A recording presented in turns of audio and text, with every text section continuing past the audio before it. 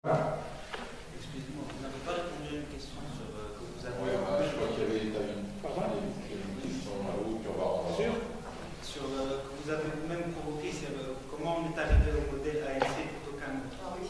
Ah oui, c'est vrai. Oui, parce que vous savez qu'il y a eu la pression, de la rue, les demandes du syndicat, c'est devenu une demande très très forte. Une demande très forte, très très pesante. Et donc, il a fallu que l'État se décide.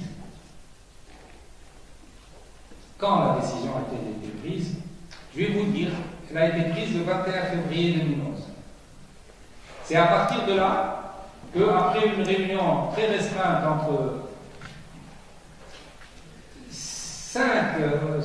6 personnalités les plus haut placées de l'État, que la décision a été prise.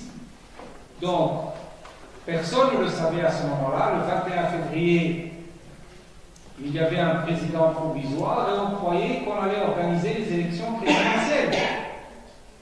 C'était ça le schéma à l'époque, organiser des élections présidentielles. Et puis, sous la pression de la rue, de l'UGTT, des partis d'extrême gauche, nous avons commis ce que j'appelle aujourd'hui une faute historique. Ça, c'est la faute historique, en fait. C'était un schéma, mais c'est une faute historique. Et une faute historique, je la définis de la manière suivante, c'est une faute qui n'a pas de responsable. C'est-à-dire une faute dans laquelle participe tout le monde.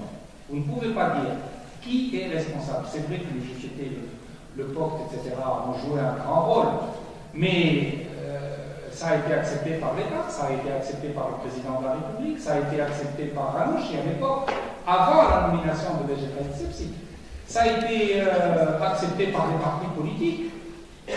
Très très très rares ceux qui ont nié ou refusé ou rejeté l'idée d'une Assemblée nationale constituante. C'est ce que j'appelle une faute historique. Une faute sans responsable dans laquelle tout le monde s'est engagé. Et je peux vous dire que du côté de l'État, ça a été décidé le 21 février 2011. Voilà.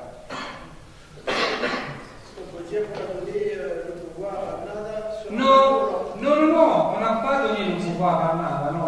Ça, vous le dites parce que vous le savez maintenant, parce que vous êtes non. Mais à l'époque, rien ne laissait prévoir, mais on ne savait même pas quelles étaient les forces en présence. On était fin février. Fin février 2011. Comment pouvait-on savoir? Il n'y avait rien, Nada n'existait même pas à l'époque. Les salafistes n'existaient pas. Tous ces phénomènes qui sont venus après, ça n'existait pas. On était en train de préparer les élections présidentielles. Mais il y a eu une telle pression de la rue, un tel mouvement populaire pour l'Assemblée constituante que le pouvoir n'a pas pu résister et a suivi. Mais il ne savait pas que, à l'époque, personne. Même quand on a voté la loi électorale en avril, le 11 avril 2011, vous croyez qu'on savait que les islamistes allaient avoir cette majorité-là? Bon, on savait qu'ils venaient de remettre. Et tous les sondages d'opinion leur donnaient 30%, jusqu'à la veille des élections. Jusqu'à la veille des élections, ils étaient crédités de 30% des voix. Moi j'ai une question sur le prochain gouvernement qui va être formé. Est-ce que vous pensez, bien sûr vous ne pouvez pas savoir quelle va être la réaction de la rue, est-ce que vous pensez que la neutralité des ministères régaliens sera assurée? Vraiment, je ne peux pas vous dire ça, c'est une réclamation, vous avez raison de poser la question. Et en fait, quand vous dites comment vous avez dit la neutralisation? La neutralité des ministères de souveraineté. En fait, soyons clairs, il s'agit d'un ministère. Parce qu'on peut leur donner tout le reste, si vous voulez. Même la justice. On peut leur donner tout le reste. Le véritable enjeu, c'est le ministère de l'Intérieur. Or, là, nous avons de très grandes inquiétudes, parce que, au lieu de neutraliser le ministère de l'Intérieur, en tout cas de le laisser en dehors des partis, comme le ministère de la Défense nationale, la direction du ministère de l'Intérieur a malheureusement permis une certaine infiltration du ministère de l'Intérieur par des militants du parti de la Nada. Et ça, il ne faut pas que ça continue. Alors on parle, bien sûr, je pense qu'il y a un peu d'excès, maintenant on parle de véritables polices parallèles, des milices qui sont à l'intérieur même du ministère de l'Intérieur. Je pense que ça c'est excessif, mais qu'il y a quand même une moitié de vérité dans ce que ces gens disent. Et là, il faut faire très très attention. C'est pour ça que lorsque le Premier ministre, le chef du gouvernement Djebali a proposé la neutralité du ministère de souveraineté, tout le monde a reçu la nouvelle avec beaucoup de satisfaction et ont été extrêmement déçus maintenant avec la formation du nouveau ministère. Et je ne sais pas ce qu'ils vont faire encore. Justement, ma question porte sur la neutralité de l'administration. En fait, les médias, des partis politiques, des associations, des gens de l'administration accusent le gouvernement actuel de faire des désignations partisanes au sein de l'administration tunisienne. J'aimerais savoir par quel mécanisme ces désignations se font-elles et peut-on les remettre en cause. Ensuite, j'ai une autre question. Si on passe par un référendum sur la Constitution et que le peuple refuse ce projet de Constitution, que se passera-t-il ensuite? Alors, première question, les nominations, c'est vrai, c'est un phénomène qui existe, et surtout au niveau des postes d'autorité, dans l'administration, c'est-à-dire les gouverneurs et les délégués, et au niveau des entreprises publiques. Il existe, et ça fait partie d'un plan d'ensemble, c'est évident. Le parti majoritaire aimerait dominer et avoir des postes clés dans l'administration, la haute administration surtout. Et ça a participé justement, au discrédit du gouvernement passé.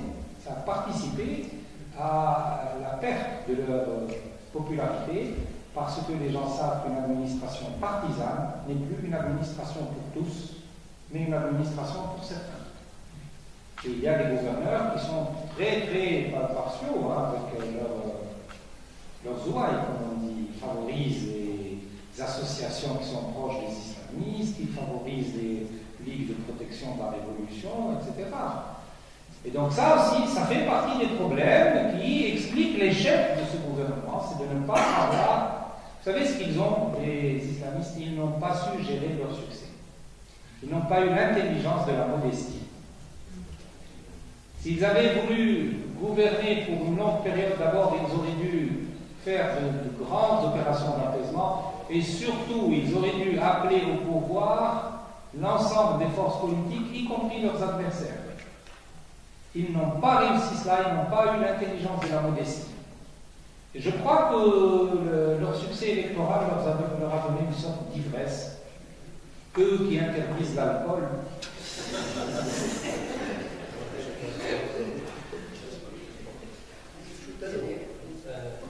Bon, si vous permettez, je vais dire un mot sur ce que vous allez dire à propos de l'administration. Je pense pas qu'on tomber à l'inverse dans le mythe de l'administration, de la neutralité de l'administration dans toutes les sociétés. Les États-Unis, par exemple, il y a un système des dépouilles extrêmement développé. Le rapport entre l'administrateur et le politique est très souvent extrêmement mais bien sûr, excusez-moi, on ne parle pas de la même situation. Voilà, c'est pas la même situation. C'est-à-dire que ce qui oppose les républicains aux démocrates aux États-Unis, ce sont des problèmes de gestion. Il n'y a pas d'opposition, une véritable opposition de valeurs, il n'y a pas d'opposition de principe. Le problème de la société tunisienne et de notre manière de gérer l'État, c'est que nous avons des séparations radicales. Le parti est un parti doctrinaire. Il a une idéologie par laquelle il veut changer le mode de vie des Tunisiens, leur représentation, leurs valeurs morales, leurs valeurs juridiques, la nature de leur État. Vous voyez, il n'y a pas entre le Parti démocrate et le Parti républicain aux États-Unis, il n'y a pas cette division au niveau de la tête, si vous voulez. Ils sont divisés sur l'impôt, sur des problèmes techniques, sur l'impôt, sur les services publics, sur des choses comme ça, sur le degré d'interventionnisme de l'administration dans la vie privée, des choses comme ça. sur le problème des armes à feu, les ventes d'armes à feu. Ce sont des problèmes importants, mais ce sont quand même des problèmes de gestion et non pas des problèmes de valeur. Là, ce que la LAD a apporté dans notre pays, c'est que la Tunisie maintenant est divisée au niveau de ses valeurs fondamentales, de ses principes. C'est pour ça que dès qu'un gouverneur Nardawi est nommé, tout le monde se met à trembler. Ils disent ça y est, c'est la catastrophe. Et pourtant, il n'y a pas. Tous les gouverneurs ne sont pas des Nardawi. Ça, c'est une erreur qu'on fait. On dit que la NAD a nommé partout des gouverneurs. C'est pas vrai. C'est pas vrai. Il y a des gouvernorats qui sont totalement en dehors de. Qui n'ont pas de gouverneur partisan. Mais il suffit qu'ils en nomment un pour que ça soit la grande peur. Quand même, sur les États-Unis, le puritanisme est quand même une matière à construire des démocrates républicains, qui appellent des oppositions de valeurs, qui ont marqué la vie politique américaine ces 40 dernières années. C'est abusif des effets sur la politique menée par le gouvernement, mais je suis tout à fait d'accord avec vous pour dire qu'on ne parle pas du tout du même état d'emprise de l'administration par un parti politique particulier. J'ai une question qui s'adresse à M. le doyen Machon. Je veux mettre le doigt sur un point que vous n'avez pas évoqué tout à l'heure, c'est l'existence, est-ce qu'il y a l'existence d'un décalage ou d'un fossé entre l'élite tunisienne et le peuple? Je vais donner juste deux exemples qui vous concernent de près. Par exemple, il y a un an, je crois, j'ai lu votre livre, la deuxième Fatiha qui parle de l'islam et des droits de l'homme. J'ai lu à Gafsa et j'ai lu à travers de l'ordre régional des médecins. C'est mon père qui l'a apporté. Il est distribué par l'ordre des médecins. Déjà, ce livre, je l'ai vu, il se trouve dans aucune autre librairie au sud tunisien, je ne sais pas, à Tunis. Déjà, il vise, lorsqu'il est distribué comme ça, il vise déjà une catégorie sociale déjà convaincue par votre thèse, vos idées, et il est rédigé en français. Moi, je l'ai. Non, c'est fini, il a été traduit maintenant. La version arabe. Et je ne crois pas que ça s'adresse à une élite. Au contraire, je crois qu'il s'adresse aux musulmans les plus communs pour les faire comprendre qu'il ne doit pas y avoir de division entre l'universalité des droits de l'homme et la spécificité de la religion islamique. Ce n'est pas du tout un discours qui est destiné à l'Église. On laisse une dernière question. Merci. Bonsoir tout le monde. J'avais une autre remarque, mais je n'ai pas pris le temps. Donc la question, qu'est-ce qui va garantir qu'on va avoir une date fixe et immédiate pour les élections? Parce que déjà, ils ont refusé la neutralité des ministères, notamment le ministère de l'Intérieur. Donc, qu'est-ce qui va garantir que ces élections, s'ils vont avoir lieu, déjà, est-ce qu'ils vont être transparents ou pas? Aussi, je vous reproche pour le fait que vous n'avez pas, ça vous a échappé le fait de ne pas limiter la durée. J'ai bien dû savoir que c'est pas limité. Donc, ils peuvent profiter, moi je doute, de leur bonne foi, et ils peuvent profiter de ce temps-là pour changer la société qui est un processus irréversible. Voilà, je te